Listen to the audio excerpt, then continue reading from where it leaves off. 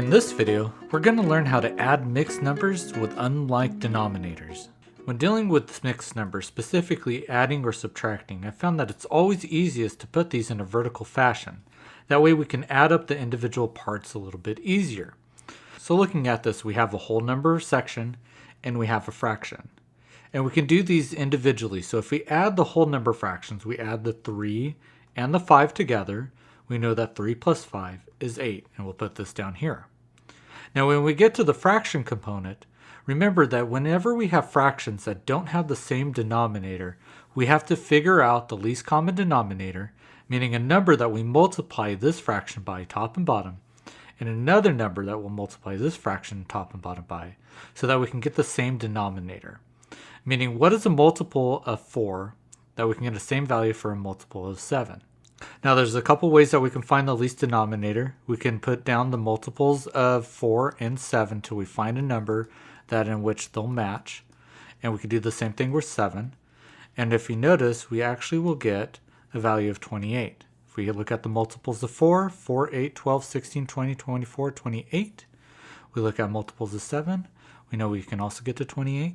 This would mean that we would need to multiply this value by 7 top and bottom, and this value by 4 top and bottom, to get the same denominator of 28. And if we do that, we'll get 28 at the bottom. Multiplying the top, 1 times 7 will be 7. If we look at this, 4 times 7 is going to be 28, so the same denominator. 2 times 4 will be 8. And now we can add up those components. Now remember, whenever we're adding any sort of fraction, the denominator will stay the same, and we just add the individual numerators, the numbers at the bottom. So 7 plus 8 would be 15. Now it doesn't look like we need to simplify this out, so this would be our answer of 15 over 28. Moving on to the next example. Again, we'll put this in a vertical fashion, so these fractions will be vertical. And what we can do is we can add up the individual components. So we will always start with the whole numbers first. So we'll add 2 plus 3, which will be 5. Now before we can add up the fractions, we need to have the same denominator. Now we need to figure out the least common denominator, or a number that we can multiply both of these values by. Now we took a look at the multiples over on this example here, but there is another trick that we can do. So you notice that we had 4 and 7 for this one, and for 4 we multiplied by 7. And for 7 we multiplied by 4.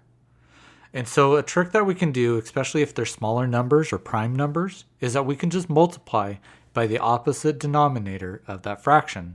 So if we have 3 for this fraction, we multiply by the denominator of 5, top and bottom. Saves us a little bit of time. Doesn't always work, but when it doesn't, it does make it a little bit easier. So we multiply this one by 5 and this one by 3. So now if we simplify those fractions and multiply it out, we'll have 10 over 15. And looks like we'll have 12 over 15. Now that we have our fractions, we can add our fractions together. Now remember, we always keep the same denominator when we're adding the fractions. If it's the same denominator, it'll stay the same for when we add them. And we just add the values at top. So we'll add the numerators. So we have 10 plus 12, which is going to be 22. Now we have 5 and 22 over 15. Now we can actually simplify the fraction that is here.